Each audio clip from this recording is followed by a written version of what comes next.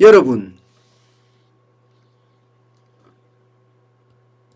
물가시장에서 1965년이 소환됐습니다. 야, 이 말은요, 물가가 역대급으로 지금 폭등하고 있다는 이야기예요. 웬만하면 1965년이 소환되지는 않을 거 아니에요. 예. 지금까지 중에서 최악으로 지금 나온 겁니다. 지금 문재인 정부의 경제 정책이 이렇다는 거예요. 물론 1965년을 소환하면서 그때보다 나쁘다 이렇게 나오겠죠. 그게 바로 여러분 생산자 물가입니다. 8월에 생산자 물가 0.4% 상승했습니다. 전년 동월하고 대비해 보면 7.3% 상승했어요. 7.3%. 와, 엄청나죠? 이 7.3% 상승한 것 실제 수치가 7월에는 110.28이었거든요. 지금 8월에는요. 110.72까지 올라갔습니다. 110.72. 이게 기준연도가 2015년이잖아요. 지금 대한민국은요. 기준연도가 일반적으로 2015년입니다. 모든 웬만한 데이터에 특별하게 만들지 않으면 기준연도는 2015년입니다. 2015년 대비해서 110.72% 올라갔으니 이거는 뭐 난리도 아니란 뜻이에요. 여러분. 생산자 물가가 이렇게 올라간다는 겁니다. 생산자 물가가. 야, 여러분 보세요. 하루 이틀이 아니에요. 작년 11월부터 시작해서 지금 계속 10개월 연속 올라가고 있습니다. 10개월 연속. 물가는 계속 올라가죠. 자영업자 벌이는 시원찮죠. 이게 스태그플레이션이라는 겁니다. 그러니 자영업자, 소상공인, 중소기업인들은 지금 죽어납니다. 서민계층은 진짜 죽어납니다. 실제로 물가를 오른 거 보면 수산물 빼고는 다 올랐습니다. 수산물 빼고는. 농산물 2.1% 올랐고요. 한 달 만에 오르는 게 이래요. 축산물 1% 올랐고요. 전월 대비입니다. 전년 대비 아닙니다, 여러분. 전년 대비 아니라 전월 대비예요. 그러니까 쌓이는 거라는 뜻이에요. 쌓이는 거. 공산품도 0.4%가 올랐고요. 화학제품 0.5%. 1차 금속 제품이죠. 이거 중간재죠. 이것도 0.5%예요. 심지어 전력, 가스, 수도, 폐기물은 1.1%나 올랐습니다. 서비스도 0.3% 올랐고요. 음식, 숙박도 0.5%, 운송도 0.3%예요.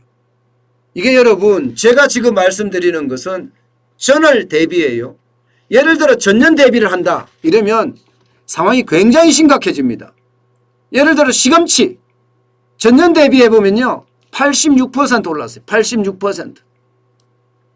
난리도 아니죠. 배추 이러면 47.2% 올랐습니다. 47.2%. 콘도 22.5% 올랐습니다. 22.5%. 진짜 많이 올랐죠. 장난 아니게 지금 오르고 있다는 이야기예요. 장난 아니게. 이게 전월 대비했기 때문에 이런 거지 전년 대비하면 오른 숫자가 굉장히 큰 폭으로 큽니다. 그러면 여러분 생산자 물가가 오르잖아요. 생산자 물가가 오르면 소비자 물가는 어떻게 될까요? 이게 일반적으로 생산자 물가가 오르면 한 달 후에 소비자 물가에 반영이 됩니다. 한 달 후에 소비자 물가에. 그러면 9월 소비자 물가는 아직 안 나왔지만 뭐 뻔할 뻔짜예요. 굉장히 많이 올라갈 가능성이 큽니다. 굉장히 많이 올라갈 가능성이. 여러분도 보시다시피 8월까지 2.6%거든요. 4월부터 2%를 넘어서던 것이 지금 몇 개월이에요. 지금 5개월간 연속됐습니다. 8월에는 2.6을 넘어설 가능성까지 지금 나오고 있어요. 재난지원금도 많이 뿌렸잖아요. 게다가 추석 대목이라는 이유도 있었습니다. 일반적으로 여러분 추석 대목이 되면 물가를 올립니다. 추석 대목이 되면. 이게 대목에 물가를 올리면 물가를 올렸다는 체감이 그렇게 많이 안 납니다. 왜? 설날이나 추석날은요, 돈 쓰는 게 후하거든요. 아무래도 부모님에게 돈 쓰고 아이들에게 돈 쓰고 형제 자매에게 돈 쓰는데 후할 수밖에 없죠. 그러면 물건값이 올라도 오른 것처럼 느끼지 못합니다. 네, 오른 것처럼. 그래서 추석 대목에 많이 올려요. 게다가 재난지원금을 11조나 뿌렸잖아요. 여기에 더 올린 겁니다. 더 올렸어요. 그러면 생산자 물가 오르죠. 예, 여기에다가 추석 대목이라는 이슈가 있죠. 여기에 재난지원금 이슈까지 있죠. 그러면 2.6%보다는 훨씬 더 오를 수밖에 없는 그런 상황으로 되지 않겠느냐. 그래서 소비자 물가가 충격이 오지 않겠느냐. 이런 예상이 가능해집니다. 문제는 여러분, 우리의 살림살이입니다. 우리의 살림살이. 우리의 살림살이는 더 어려워진다는 거예요. 생활물가 보세요. 8월까지 3.4입니다. 3.4. 3.4면 거의 초인플레이션에 가깝죠. 여기다가 9월에 가면 소비자 물가가 더 올라가면 생활 물가는 더 올라갈 수밖에 없거든요. 생활 물가라는 건요, 소비자 물가를 조사하는 품목이 460개 품목이거든요.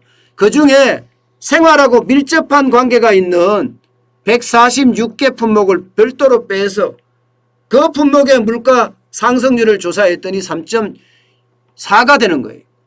그러니까 생활 물가는 여러분들의 물가고요. 여러분들의 물가는 굉장히 폭등했다는 거예요. 여기다가 말입니다, 여러분. 집값까지 포함하면 더 심각해집니다.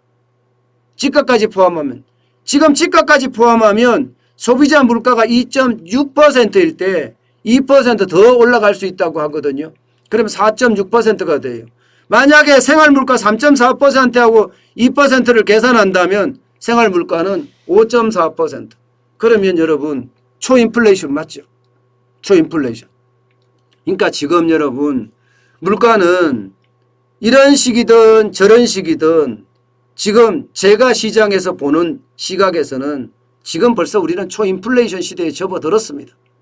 예, 초인플레이션 시대에. 이게 집값까지 포함을 하게 되면 난리가 나니까 우리는 왜 집값을 포함 안 시키냐. 미국은 집값을 포함시킵니다. 우리는 집값을 포함 안 시키는 게 집값은 자산으로 취급하기 때문에 집값은 포함을 안 시키거든요. 그런데 이게 사실상은 대출받아서 하거든요. 전세값이나 월세값은 포함이 됩니다. 물가에. 그런데 집값은 포함이 안 된다는 사실 여러분들도 놀라셨죠? 저도 웃깁니다. 제가 생각해도 웃겨요. 그런데 그런 일이 우리나라에서 일어난다는 거죠. 집값까지 포함하면 여러분 결국 말입니다. 5.4%라는 엄청난 물가예요. 엄청난 물가. 결국 생산자 물가가 오르니까 먹고 살기가 점점 힘들어지고 있다. 이런 얘기가 됩니다. 점점 힘들어지고 있다. 이런 상황이 계속된다면 참 안타까운 상황 저는 가져올 수 있다고 생각합니다.